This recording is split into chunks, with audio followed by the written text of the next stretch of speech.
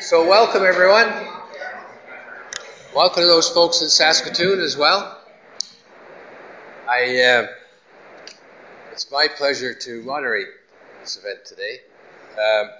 This is actually a second lecture in the featured series whose theme is Technology and Governance. And it's amazing how timing is everything in some ways in terms of content. So Professor Coates actually was the originator of the thought and gave us for the theme and volunteered to do a lecture, and I'll come back to a more formal introduction in a moment. But he also recommended the person who gave the first presentation in the series, John Wilkinson, who, if you might remember, the title was Emails on the Bleeding Edge of Technology. Well, after the fussing with the Senate and everything else that's gone on lately, talk about emails. I think there'll be a new edict in Canada. No emails. And anyone who thought they were deleted and not to be found, I don't know what technology they were entertaining. But anyway, couldn't be more topical. So it's a delight to introduce the second lecture, and the person who's going to deliver it, which is Innovation Policy for a Digital Age, Governments, Digital Media, and Economic Development. So again, very, very timely. And of course, the person who's going to deliver really doesn't need any introduction. I heard Miriam say gave a dynamic presentation recently. I just was eavesdropping. And of course, that's what Ken Coates is known for. He is the professor and Canada Research Chair in Regional Innovation.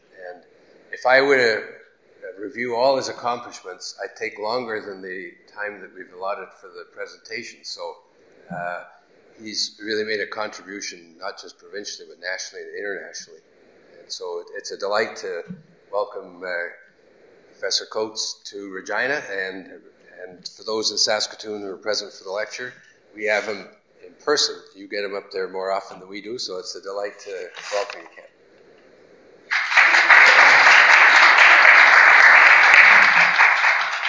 It's always so much fun to have people like Dan talk to me as Professor Coates. I mean, Professor Coates just makes me feel old.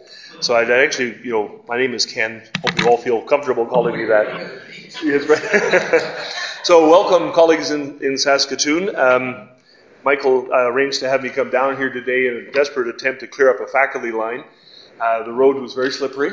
We made it safely, but just barely. The road outside of Chamberlain was sheer ice, actually, for about 45 minutes. So we went skating for a while, which was a really interesting experience as part of the get to know Saskatchewan really, really well. This topic is an interesting one. Many of you will know my background is more in sort of northern and Aboriginal issues. So I thought I'd just take 5 seconds and explain to you how I get to this one. I've been a digital fanatic since they first thought of developing an Apple computer. I actually had the 5th BlackBerry account in Saskatchewan. When they first brought the technology out, I was one of the first ones to get it. And those of you that know me well know that I walk around buildings all the time with my head down, walking into walls and all that kind of stuff while I do my BlackBerry as it goes along. So I've been a real fan and a critic in many ways of sort of the digital economy and the way in which sort of mass digitization is affecting our world and changing it in some interesting and important ways. And this particular project comes out of a series of projects that are actually based not in Canada but in Japan. So my wife is a associate professor of political studies at the University of Saskatchewan, and she got me interested in Japan. And if any of you have ever been to Japan, if you go to a place called Akihabara is called Electric Town. It is the single best digital media center on the planet by miles. You can imagine an area roughly the size of downtown Regina, the city center of Regina, devoted entirely to digital media, with most of the buildings being 7 to 10 stories high, and the entire place just absolutely awash with digital medias and new technologies. And what they bring out in Japan is about 18 months to 2 years ahead of what you get in Canada. So if you want to see the future, you actually don't have to read science fiction. You just go to Akihabara and you get to see what all you people will be dealing with 18 months to 2 years down the line. So we've written a series of books on Japan. We started off with a book on Japan and the Internet Revolution. Japan actually tried to ban the Internet from coming to their country, tried to keep it away. It was going to be a westernizing influence. And then after the Kobe earthquake, when all the telecommunications in the country collapsed, the only thing that really worked was the internet, just by happenstance. Fiber optic line didn't get cut. And it demonstrated, the university use of the internet actually demonstrated to the Japan government the potential value of the internet. So they became huge boosters of it. And they now have the fastest and cheapest internet service in the developed world. So they went from one extreme to the other fairly quickly. We then wrote a book called Innovation Nation, Japan, Science and Technology in the 21st Century. We then wrote another book on digital media in East Asia, looking at the way in which digital media is changing the sort of, basically creating a regional economy in East Asia. And we just finished a monograph that we just submitted a couple of months ago called Digital Planet. This presentation today is really a summary of the ideas from that. And Digital Planet is the whole question of what are people doing around the world to sort of generate policies that will make the digital economy work in their countries. That's sort of the background to where we got here. So I'll sort of race through, because I talk too fast, sort of some fairly big issues and items as we go along. I think the issue is absolutely fascinating. I'll start with this observation. The digital revolution is the most oversold and underestimated technological revolution in world history. Most of the things they promised about the digital revolution actually didn't happen, and the things that had real impact were never anticipated.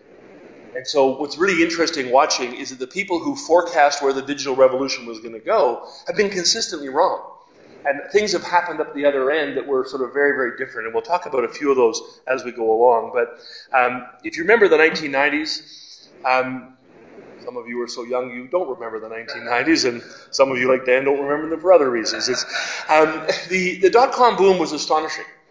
Basically, it was how you could transfer hundreds of millions of dollars into the hand of teenage males who'd actually developed some sort of apps or websites in their basements and became rich overnight. Absolutely ridiculous expectations. There were valuations on new companies and new ideas that were completely ridiculous, and they crashed. Millions and hundreds of millions, billions of dollars of value was lost in the dot-com boom. People poured money into really stupid ideas. They had a valuation of $1 billion, and 6 months later they were absolutely worthless. It destroyed all sorts of personal wealth and people's investments and what have you. But if you remember those times, the expectations were sky high.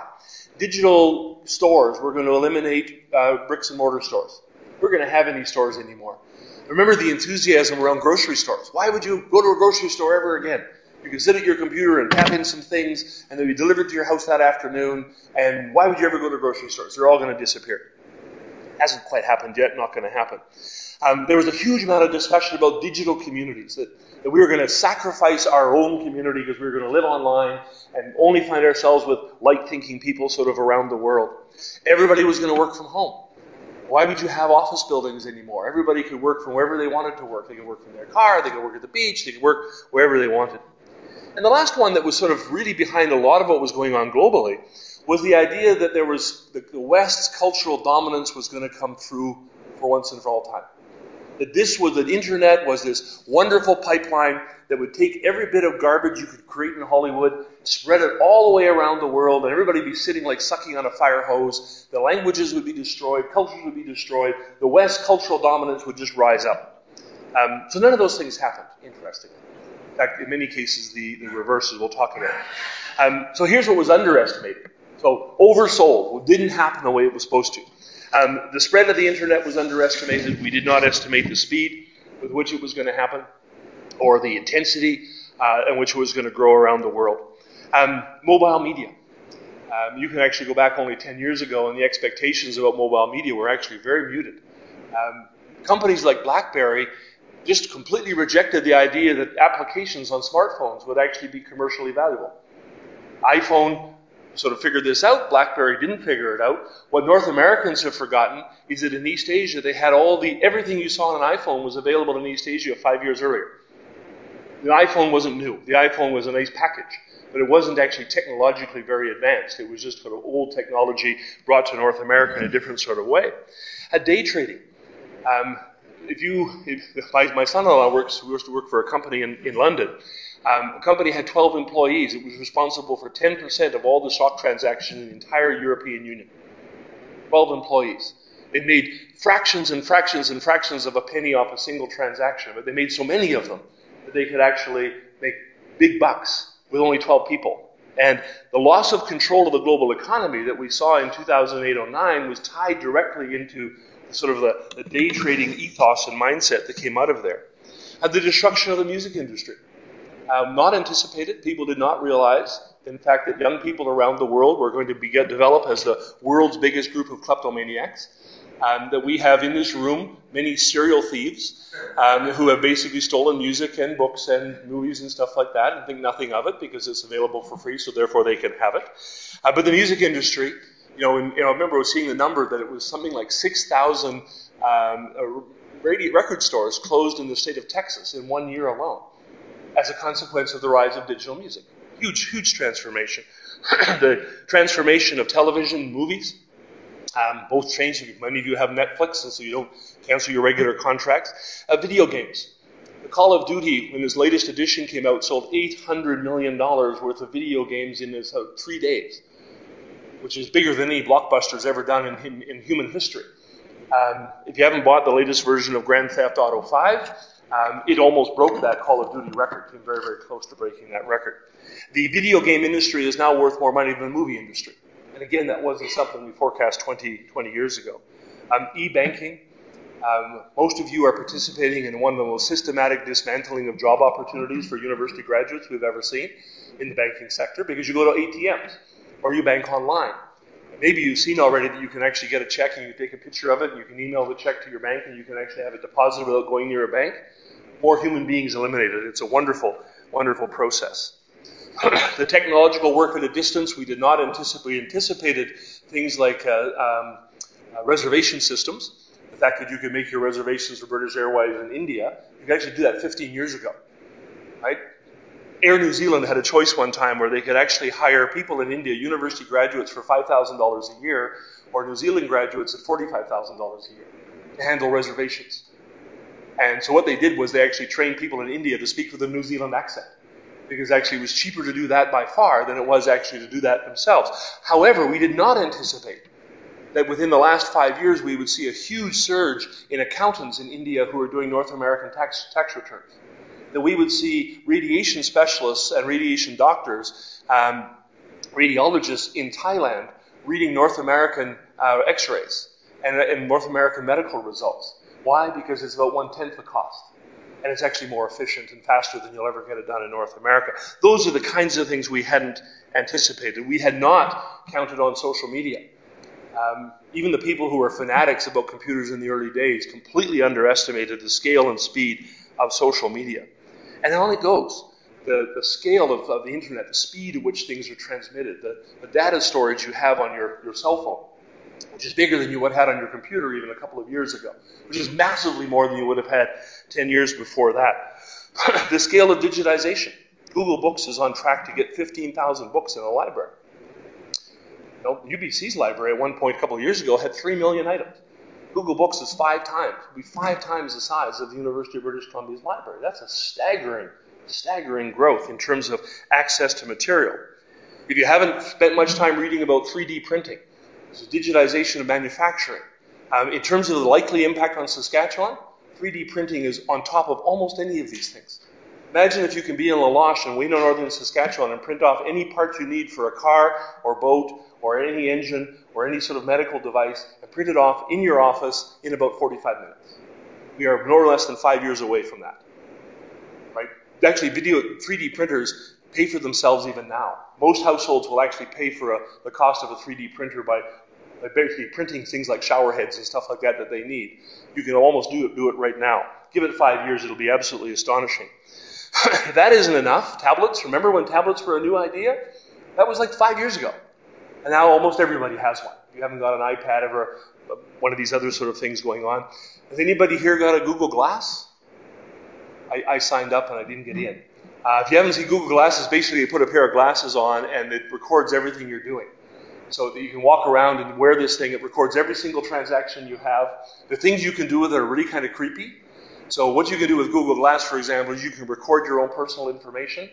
And the other people on the street can record it as well. And as you walk down the street, if you're interested in them, Like all you have to do is wink in your glasses, and your information gets shared with theirs, right? And if they wink back, it used to be that winking alone would do this, but now you have to do this with technology, right? And you wink at each other, and all of a sudden the world changes, and you have this lovely conversation, and you now met somebody. 10 years ago, there was a wonderful book that was written by an MIT professor about the likely impact of digital technologies, and he said, we will never accept technologies like this. Google Glass is now basically in prototype stage, but we'll be rolling out in the next little while. Embedded barcodes, we only use it when we go to the grocery store and they wipe them across the street, right? You can now embed your barcodes on yourself. You can actually get them tattooed on. It's actually just a plastic film you can put on yourself, which has some really interesting implications. Adults are actually embedding barcodes, or not barcodes, but GPS devices inside their children in case their children get lost, which is kind of intriguing. When husbands start doing it to wives, you'll know we've really gone too far over the line. We have massive online games. I always put MOOCs. You've heard of MOOCs, which is a massive online, open online courses. MOOCs I think are going to be a fad. I don't think they're going to work out very well. But the massive online games, if you haven't played them, they are taking over the world. They are amazing technologies going forward. And on it goes. You probably don't want to know this, but the most innovative sectors, if you want to watch where the digital economy is going, you have to spend time on pornographic sites. I'm not encouraging this. I'm just telling you, 24 million pornographic sites around the world. The single biggest sector in the digital economy. And the one right behind it, by the way, is gambling. Right? So if people are mad at you for pornography, then you just go gamble instead, and you can still. But gambling and pornography are responsible for most of the innovation. The companies like Apple or like Amazon and iTunes watch the pornography sections and the gambling sections to see actually where the economy is going sort of in the future. On a more positive side, in Africa and in Asia, they're using social media to monitor epidemic outbreaks. They actually can find epidemics in about a tenth the time it used to take for regular reporting systems. Most of the time, by the time you get reports back from the doctors about what's going on, it's too late. The epidemic has already gone from one community and spread around. So now the social media stuff does things like record school closings, where schools were closed because of flu. And all of a sudden they go, boom, boom, boom, they'll have 3 of them in one place closed. They'll rush in like that very quickly and contain the epidemic, which is kind of neat. So this is absolutely fascinating stuff. And it goes better. Many of you may have been on Second Life. If you would, you probably wouldn't admit it. But Second Life is a virtual reality sort of environment. You may have bought a Bitcoin. The very first ATM using Bitcoins was opened in Vancouver 2 weeks ago. So you actually can go to a Starbucks and use your Bitcoin. And this is electronic money that isn't tied to any country. We have something called a digital swirl happening, where people are actually making money off digital material without really making anything. My favorite by far is North Korea. North Korea has a factory, more than one, factories full of people who play video games. When they play video games, they win points, bonus points, which they then sell to really stupid white people from North America who buy bonus points so they can actually go up the ladder on the games. You can buy a couple of thousand points. And instead of actually working your way through 14 levels, you can buy bonus points, go to the top for $20, go back to your kids and say, I'm on level 20. Some Korean guy helped me do it, but I'm on level 20 nonetheless. We also see it in mobilization. We know in North America, Canada, about Idle No More. Very much a movement that was stimulated by social media and Facebook and Twitter and what have you.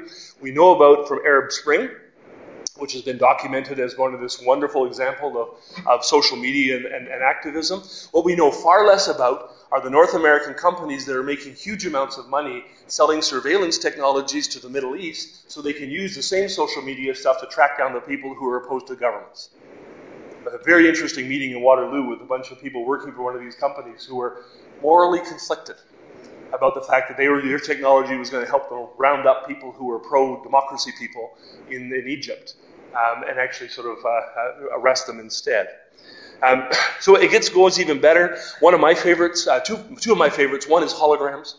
Holograms are the technology to watch for the next 5 years. The next time you watch a YouTube concert, it won't be on a television screen. They'll be actually live performing in your living room in 3D, just beamed in on a hologram, which would be kind of fun. They actually now have plays and concerts where they bring in people on holograms. And one of them was really kind of freaky. I can't remember the name. One of the rapper guys, actually, he's dead. And he showed up in a concert performing live, even though he's dead, on a hologram. So it looked like he was on stage, and it really kind of freaked everybody out, including me. And the last one, just to watch for, just to get a sense of where things are going, is cell phone medicine. There are estimates that a good percentage of your medical care will actually come from your smartphone. Because your smartphone will monitor your health, it'll monitor your food intake, it'll monitor your heart rates, it'll monitor your exercise, it'll send warnings to your doctor. Only because I like this so much, because I'm kind of weird, is the Japanese toilets. In Japan, you can buy a toilet that does a urine analysis every time you go to the bathroom. Parents really like this for their kids. It's like, smoking dope, gotcha. But what happens, and the better result is, imagine if you got diabetes, and you go to the bathroom, and the result does not come to you. The result goes directly to your doctor. Your doctor either reads it or is automated result and says, oh boy, we got to fix the medicine. The medication order goes to the pharmacist. The pharmacist sends a text back to you. This all happens in about 4 seconds, right? You get a telephone thing, go down and get more medicine, or get a different kind of medicine, right? This digital medicine has the huge potential in terms of monitoring people's lives and making things go. So, lots going on. Oversold, like we got it wrong. Most of what we thought was going to happen actually didn't happen. But a lot of stuff that we didn't expect has happened. And so the technology is going crazy, basically, in some interesting ways. And we don't really know where it's going. I actually use the analogy that the digital economy has gone 10 yards into a 400-yard race. People always say, oh, the digital economy is so mature. The digital economy is absolutely in its infancy. And what you're going to see is the technology is getting smaller and smaller. They now create smartphones that basically are on your wrist. So you can get read your emails on your watch, which sounds really obsessive, so I want one. This technology is going sort of crazier and crazier as we sort of go forward. Where this fits up, in my mind, as a policy question for us is, how do governments capitalize on this?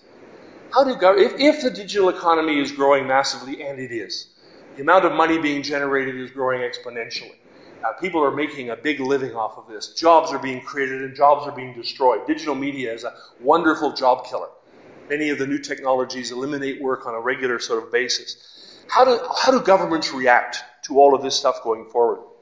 So, in my mind, the way of sort of situating this is in the national innovation literature. The whole question of how do governments support the commercialization of science and technology? We live in an age of absolutely unprecedented scientific and technological innovation.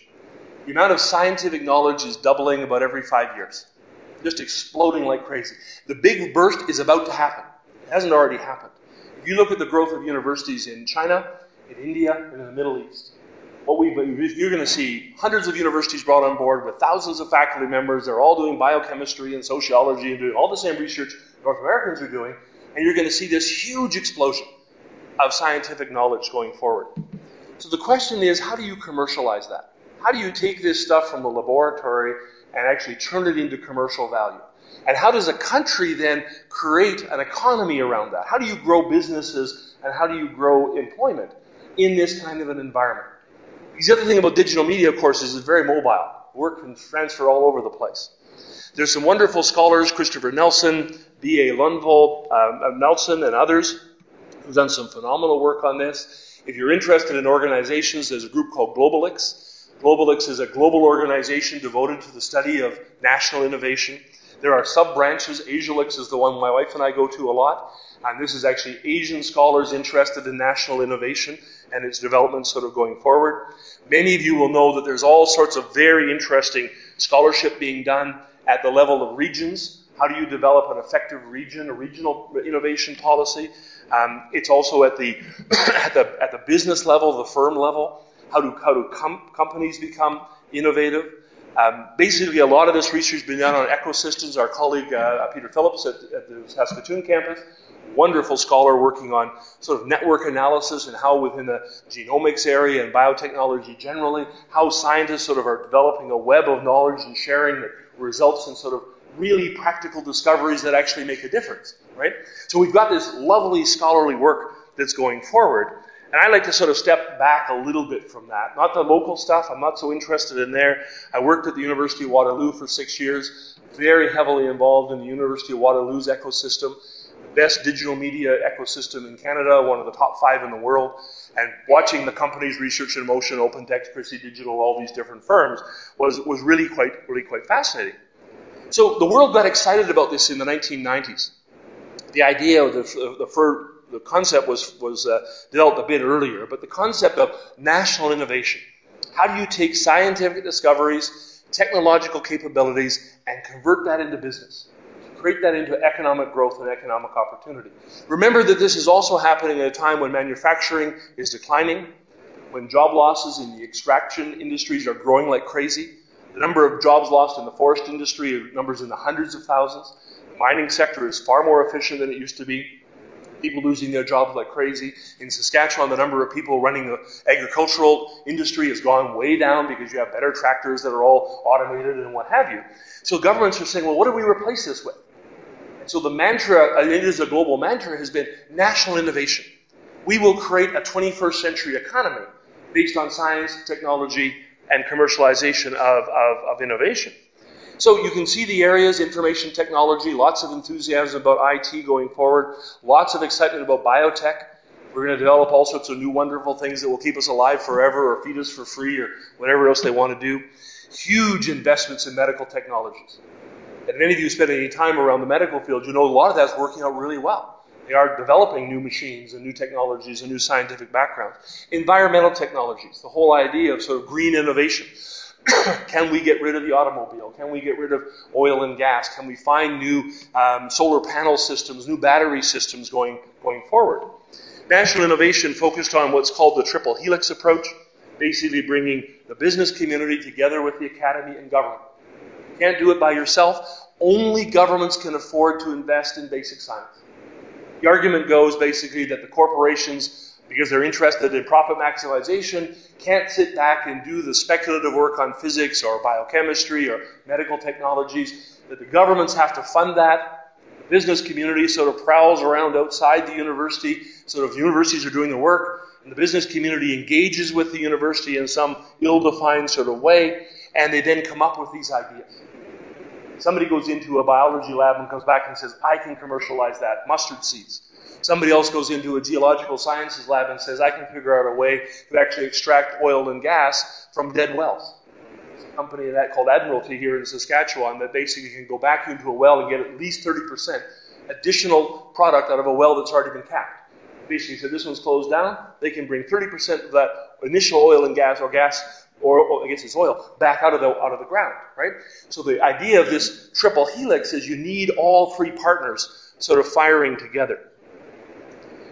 It's a wonderful example of enthusiasm. Universities, by the way, have benefited from this enormously.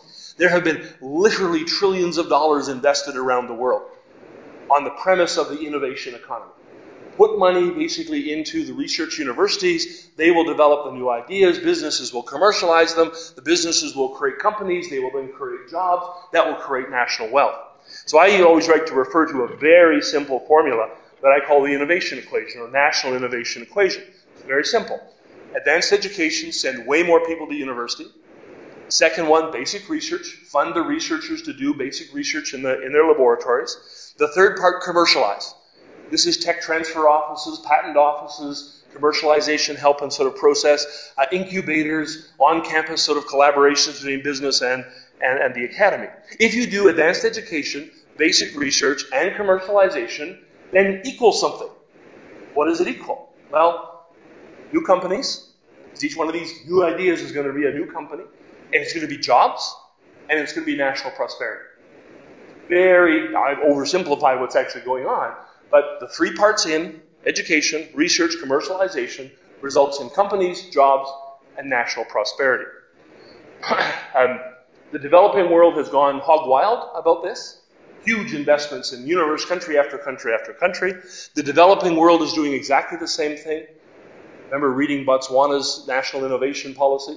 Their national innovation policy is point for point almost the same as Canada. Right? We'll do education, research, commercialization, that'll create jobs and companies and national prosperity. Massive investments in China and India, huge ones going on now in the Middle East, trying to build universities, expand the colleges, etc., etc. At the end, of course, it turns out on a really interesting point that on a global scale, innovation is not very innovative.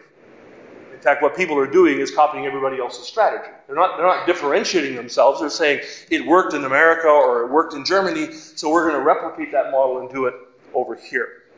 So what's happened? Then quickly the digital media part of this. The innovation field it's too early to say with accuracy what's happened, because a lot of these companies might take 20 years to incubate. It might take a long time before you see new mega companies come forward. Joseph Wong from University of Toronto did a wonderful study of biotechnology. He looked at Singapore, South Korea, and Malaysia. Basically concluded there were billions of dollars invested and almost no returns. He also argued that in this process, they not only proved that digital technology, biotechnology wasn't successful, they damaged the public's confidence in the ability of government to invest wisely. It wasn't just the biotechnology failed, it was that the government's strategy of investing in innovation had failed, which has long-term implications. In Canada, the results are very mixed. The investment of the government of Canada, starting really in the time of John Manley and Paul Martin and Jean Chrétien, has produced some very substantial academic accomplishments. The business community has lagged miles behind. They have not invested in innovation, have not supported the commercialization of Canadian science and technology, and the commercial returns have actually been very, very small. So it's uncertain as to what's actually going forward. Same's happened, by the way, with nanotechnology. Hasn't produced the results. The Japanese invested massively in that. The Japanese invested in different kinds of energy transmission systems, everything from solar power to different kinds of nuclear powers and what have you. Hasn't worked out the way they thought it would. The one real success story is digital media. Digital media's followed a very different path, and all you have to do is think of all the names. SAP, you may have heard, content management, company management systems. You may have heard of a company called Microsoft. You probably haven't heard of a company called SoftBank. People know about SoftBank. SoftBank is the Japanese equivalent of Microsoft, and Sen, who was the owner of SoftBank at one point, was worth more money than Bill Gates. But because he was Asian, we always think the Asians haven't got digital media figured out. They're miles ahead of us, by the way, but they hide. And they don't brag about what they do, so we don't know much about it. Apple gets a huge amount of credit for being an innovator in the field of mobile media. Take a look at a company called Docomo, another Japanese company. Basically invented the mobile media, the mobile internet sort of example. Big technology firms that were very successful. You may have heard of a company called JSGS Uniphase, a very successful Canadian firm, now broke.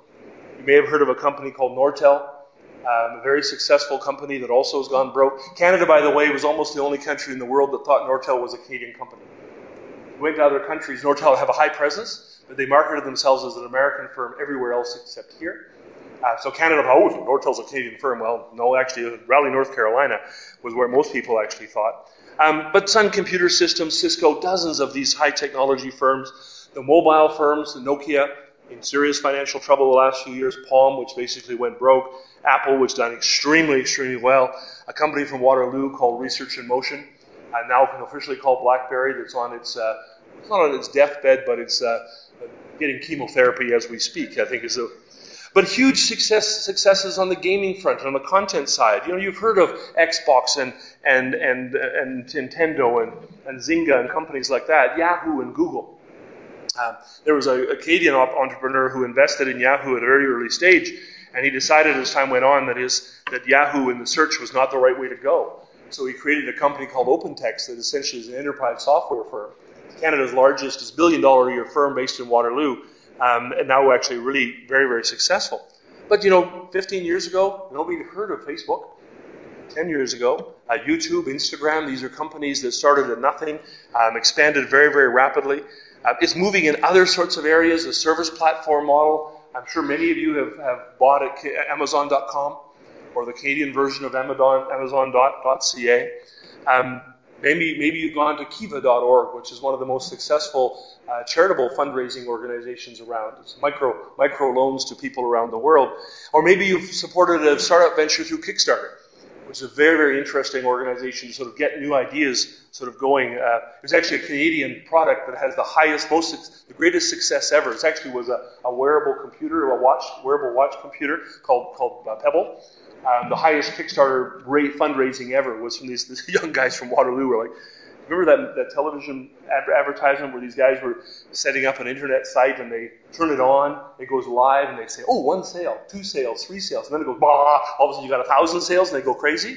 That's what happened to Pebble. They thought they raised $10,000. I think they were trying to raise $150,000, and they raised $10 million. Oh, now we have to be serious about this and do something really quick. North Americans, however, have a very parochial view of the digital economy.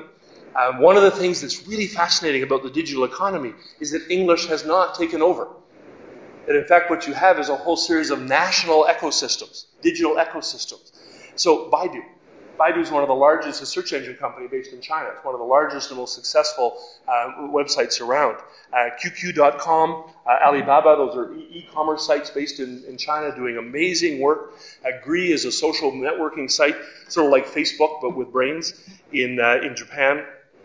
Microblogging is a huge thing in Asia, where people basically comment, particularly about political affairs, public affairs, right? These are highly literate societies where people still read newspapers. It's a really strange thing for us to get our heads around. But they read newspapers and they blog like crazy. And it's a huge part of the Japanese ecosystem. Rakuten. And if you haven't heard of Rakuten, anybody heard of Rakuten before? One person. You don't count because you're a digital freak. So Ryan knows all this stuff automatically. But Rakuten is an amazing company. They actually bought Kobo. You've heard of Kobo, right? Kobo is a Canadian company. Rakuten now owns them. And Rakuten will be a successful Amazon.com. A very interesting company because the entire company operates in English. They brought in a Western sort of high-energy entrepreneurial style based in Japan. Very, very successful firm.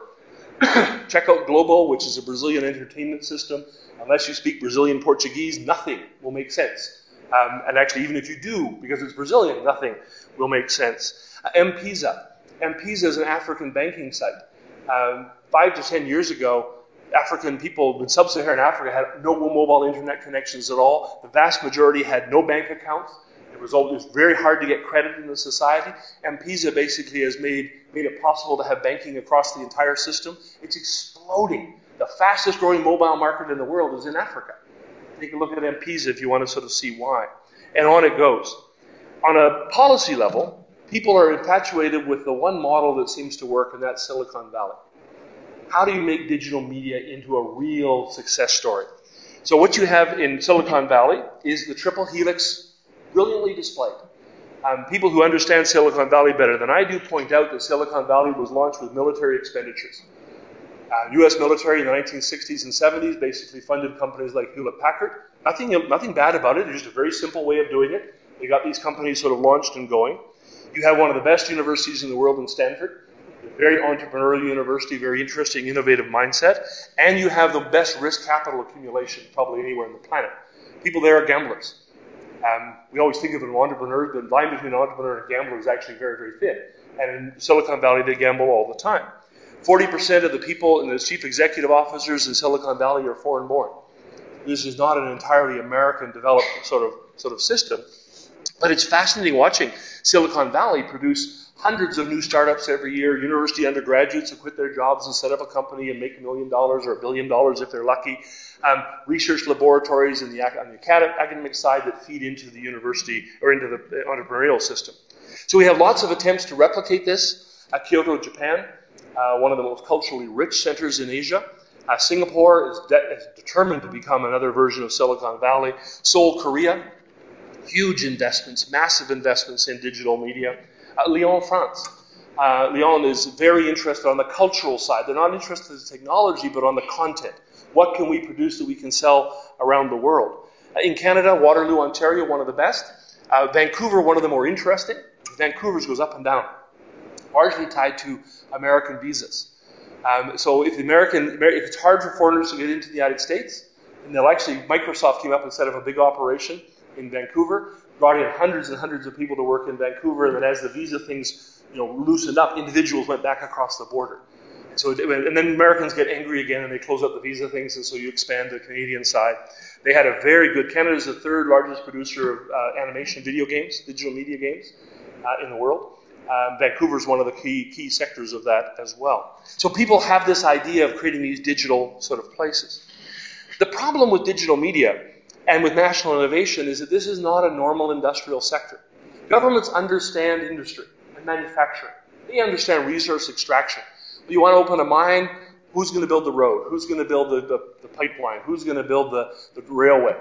You want to have a factory, can we give you a subsidy to get the factory open, or can we at least give you water and electricity to your factory site? They understand those sort of processes. The governments around the world have generally understood the manufacturing part of digital media. So if it comes to making printers, it comes to making smartphones, they can get that part, because actually we're making a refrigerator over here, making a cell phone over here. One's just smaller and has more value added to it than a refrigerator. It's relatively straightforward. The problem, of course, in the manufacturing sector has been the rapid spread of manufacturing away from North America and Western Europe. The phenomenal growth of China in particular, but also the growth of Taiwan. Chances are, if you look at almost any device, any computer device you have, Taiwanese companies are probably responsible for about 75% of the content. They might be manufactured, they actually might have been designed in Japan, but they're manufactured in Taiwan, although it might be a Taiwanese company manufacturing in China. Right, so the lines are very fuzzy, but about 85% of the manufacturing of digital technologies is done in East Asia. This is no longer an American, North American, or Western phenomenon. It's very much an East Asian one, sort of going forward. But people understand that side. They understand that sort of the hard technology side, the building something side. Digital media, very different. Digital media side is the content side and the service side. We get really excited about these new companies. You remember that Twitter was just sold for, what was it, $1 billion or something like that? They just went, the IPO. They just did an IPO for, I think it was $1 billion. Twitter only has 2,300 employees. It's a big Saskatchewan government department. It's not a huge company. Google only has 46,000. Google's one of the richest companies in the world, right?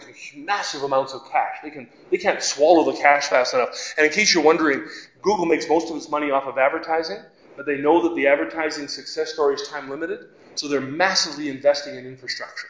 They're building digital media rollouts around the world. One of their favorite ones is called, I remember the name of it. It's basically what they're doing is they're going to create balloons, internet balloons. They're going to float over the air over poorly served internet areas so that people in poor areas can get free internet.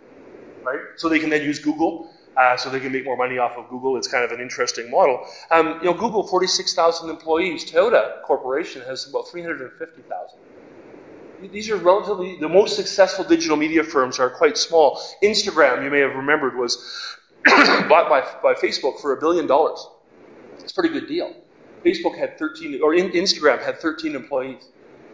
That's it. They sold the company for $1 billion. They had 13 employees. 13 very wealthy employees, by the way. The 13 employees who were there at the time had to divide up $100 million.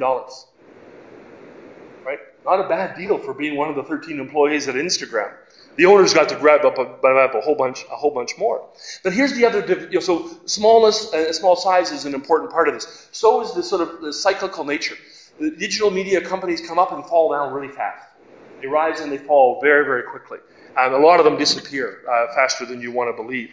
The culture is very hard to fit with government policies, and it's really interesting watching sort of the internet entrepreneurs who tend to be, it's actually only about 80% male and 20% female.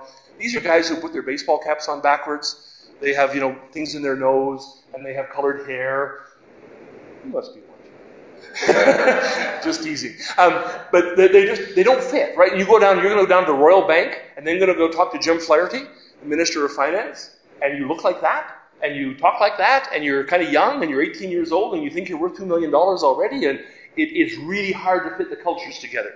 And ironically, that's actually one of the hardest parts of getting this into the innovation sector, is that these are anarchistic young people.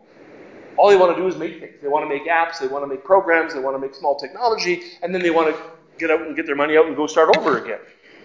So that's kind of interesting. The other part of digital media is not as global as people expected. The platforms are very popular, but there's national languages and cultures remain very, very strong. There's not a lot of stickiness. Digital media stuff flows out of the country very, very easily. People sort of build it in Canada, then sell it to the Americans. They build it in Canada and sell it to the Koreans or to the Japanese or to the Germans, right? And it's really hard. It drives Canada crazy when they put a bunch of development money into a company. People sell it, make $10 million, and they move to Florida. Canada looks back and says, yeah, it's a great success story, right? The people, the brains have gone, the money's gone, but we put our money in and somebody's rich, it just isn't us. This is really a problem with intellectual property, particularly with China. Because China actually had the first anti-iPads out on the street within about a week of the iPad actually being released. The people had already got a handle on it ahead of time. It's a mobile workforce. The workers move very, very easily from one country to the other, but work is also mobile. An awful lot of companies get started. Research in Motion is a good example. Initially, they were proud about the fact they manufactured only in Canada, and then as time went on, they realized they couldn't compete unless they manufactured overseas. So they started building manufacturing plants elsewhere. Major security concerns. Perhaps one of the greatest ones, there's lots of people who think that the internet will not survive in its current format. People try to rob something from you about 150 times a day. There are attacks on your personal information, attempts to sort of get at you. This is not the emails my mother gets saying, hey, you won $10 million, so send money to Nigeria. It's not that. These are sort of underground efforts to sort of steal your information. The Russian mob is extremely active. And the security sides of this, the people who follow security basically say, if you knew what was going on the security side, you would put nothing on the internet really at all. I've already accused you of being kleptomaniacs. Digital theft is a huge part. And none of you, I'm sure, will admit to having been on Pirate Bay. But Pirate Bay is a really good example of the sort of the theft of everything from video games on down the line. And on it goes. This is not a normal sector. So I've gone too long. I want to really quickly just some observations. In terms of government strategies, there is no norm. Governments around the world, my wife and I were on administrative leave a year and a half ago. We visited 20 countries at different times, talked to the people in different levels of government and different programs to see what they were doing in different places. The innovation equation is strong. People sort of say, we'll do these basic things, education, research, commercialization, then we'll sit back and collect the money. On the digital media side, there is no single government approach, but some examples. In Europe, the focus is on government services. Basically, what can the government do in the way of infrastructure and information, but an awful lot of emphasis on European-wide collaboration. And Europeans believe that government information has commercial value. So they are trying to make their government information as open as possible so that businesses can develop around government information that will then create economic opportunity. In North America, in Canada and the United States, the focus is on regulatory environments, basically on issues of privacy and security, regulating the wireless sector, which we do very, very poorly in Canada, and not so well in the United States either. A lot of money on advanced education and training, and a complete confidence in the independence of the market. Basically, the digital media sector is held up as an example of how government should stay out of economic planning. Because you couldn't have planned Google. You couldn't have planned Facebook. If you watch the stories of how these companies come into effect, it's just too many young guys locked into a room in a dormitory, with too much beer. And then you create $1 billion worth of value, or $10 billion in the case of some of these companies. The most comprehensive digital media systems are actually in East Asia. Huge investments in technology. The best investments by far in infrastructure. South Korea and Japan are both delivering 1 gigabyte a second services to the desktop in people's homes. Easy to do because these are really high-density countries, right? So everybody lives in high-rises, right? So it's really, you can set really high technology in very, very quickly. They also believe very strongly in digital content as an economic force. So if you take a look at Cool Japan, for example, a lot of prizes, coordinated marketing, competitions, and things like that. Taiwan and South Korea are putting a lot of money to China into digital creation. South Korea, it's interesting. South Korea's launching pad for this was to basically give advanced training in storytelling. They essentially said people who want to write video games have to know how to tell stories. So the start wasn't on the technology. Technology is easy. It's actually telling stories. So they actually put a lot of emphasis into training people how to do that. But to use South Korea as an example, they also have something called PC Bangs. And PC Bangs are actually digital, or they're basically computer game stores. About 3 times the size of this with a couple of hundred computers in there. And all these teenage boys in there just playing video games hours and hours on end. It's actually identified as a symptom, PC Bang syndrome, people who spend too much time on video games. Africa not doing very much on the government side because of the situation generally. But some other examples really quickly of government initiatives, some major investments in huge facilities. South Korea's digital media city, for example, home to about 25,000 employees. when that project is finally finished. It's a massive center. Cyberport in Hong Kong, a huge one.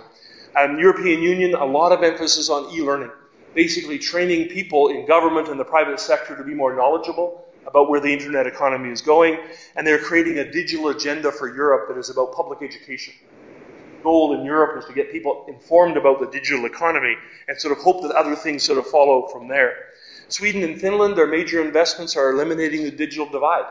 They're worried about people being left behind.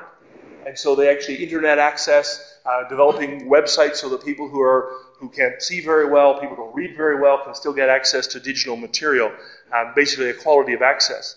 One of my favorite places, Estonia. Some of the best e-government implementations in the world based on identity cards. My favorite part, pre-populated income tax forms. So when you get your income tax form at the beginning, you get yours, it's like this order, fill this stupid thing in that nobody without a PhD in accounting can figure out, and take 8 months or else we're going to penalize you. When you get your one in Estonia, it's all filled in. So this look close enough, you sign it and send it back, it's all done very, very quickly. One of the biggest investments is in Malaysia. Malaysia's created a whole place called Cyber City. It's just south of Kuala Lumpur. It's a digital media corridor. They created a public university. There's a huge private university entirely devoted to digital media. I use Malaysia as an example because just because you do it doesn't mean it works. Malaysia has invested massively in digital media without the outcomes that they had expected sort of going forward. Singapore has basically brought an entrepreneurial mindset into government subsidies so that in fact their government subsidization systems actually function like banks. They make really quick decisions. Canadian ones work like shirk applications, right? So you put your money, you have to fill out an application, wait for months, they do it for peer review. By the time they actually get the money, the idea is dead. Because in digital media, you only got about a 2-month window. Once an idea is out there, you get it, you capitalize it or not. In Singapore, basically, it's a 1-week turnaround. One person sign off, essentially. Very different kind of system. France, huge investments in digital content. They really see that as a way of subsidizing both the preservation of French culture, but also its foundation for it on an ongoing basis. And do take a look at Taiwan, which has gone through a staged development. They created something called E-Taiwan, which is to get Taiwan ready for the digital age. They then created M-Taiwan, which is mobile Taiwan, getting everybody going to smartphones and making that active. Now they're doing U-Taiwan, and U-Taiwan is ubiquitous computing. How do you get so that everything everywhere is tied to computers so that you can actually use your cell phone to navigate basically the whole system? So digital media as a sector, I made this point already, is very underdeveloped. We're not looking at a well-developed, final, mature sort of sector. It's got a long way to go. I think the major disruptions are still to come. I really personally think that 3D printing is likely to be the one that will really grab people's attention, but medical technologies and automated professional services are right behind. It's kind of interesting. When the manufacturing sector was closing down and Canada was losing hundreds of thousands of manufacturing jobs, you'll notice that the country did not rise up in protest. The middle class basically said, well, they're just worker bees. Oh, yeah, okay, we can't have people making car parts here anymore. We can make car parts cheaper in China. And fridges, we can make them cheaper in China. Bicycles, we can make them cheaper in China. Nobody said much about that. We've now got a really interesting explosion happening in legal services, right? Where you can actually get situations where the faculty, or where lawyers can hire people to do all the background work. You used to hire articling students and junior associates to do. Get somebody in to do it at 1/10 the cost.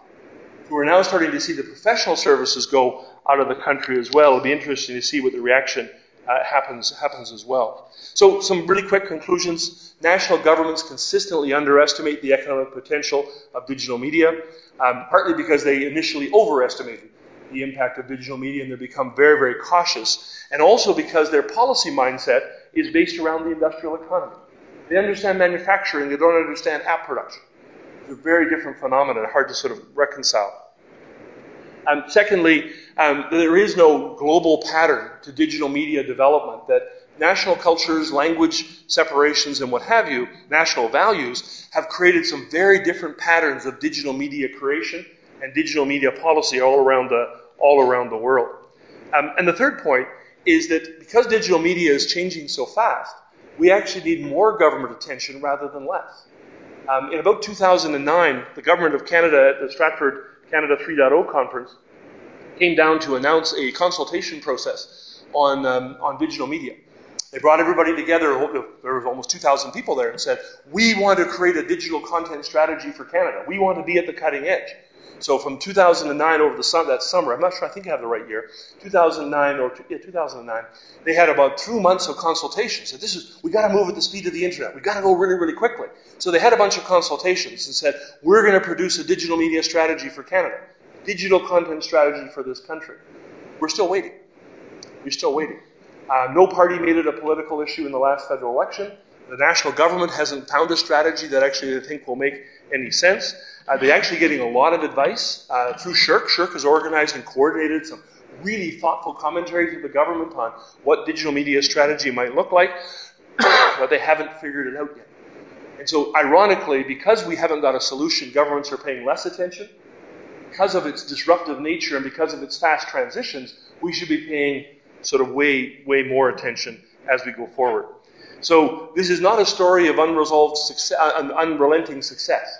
Digital media, digital content has had as many failures as successes. We've seen companies rise and companies crash. We've seen great investments that have come to naught. Some of those big investments in facilities are not producing the outcomes that they were expected to produce. There is no single set of strategies that will work. And in fact, what's happening, just to reinforce my main point, is that as you look at country after country and region after region, they are trying to develop strategies they think will work for their own country and capitalize on their own strengths. To this point, with the sole exception of East Asia, which has actually used digital media strategies to reinforce their place as the digital content, digital media center of the world, we actually have not seen very much success. But as typical North American fashion, if something happens in China, it's because of either corruption or authoritarian states. If it happens in Taiwan, we don't even notice it because Taiwan's not important enough to count. If it happens in Japan, we write it off because everybody knows Japan is a failing economy, even though all the evidence is very much to the contrary. So we're turning our backs on the one place where we could get the most successful lessons.